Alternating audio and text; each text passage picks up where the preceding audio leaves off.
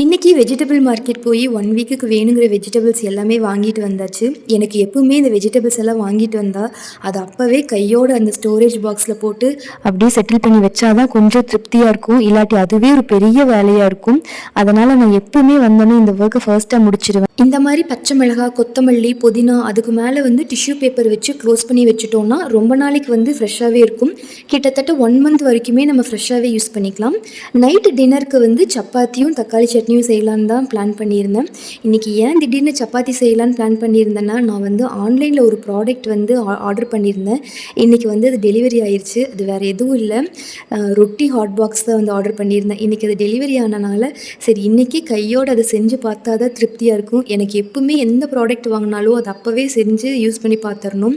அப்போ தான் வந்து மனசுக்கே கொஞ்சம் திருப்தியாக இருக்கும். நல்ல ப்ராடக்ட் தான் வாங்கியிருக்கோம், யூஸ்ஃபுல்லாக தான் இருக்குன்னு சொல்லி. இதுதான் அந்த சப்பாத்தி ஹாட் பாக்ஸ். பார்க்குறதுக்கு அழகாக இருந்துச்சு, எனக்கு ரொம்ப பிடிச்சி.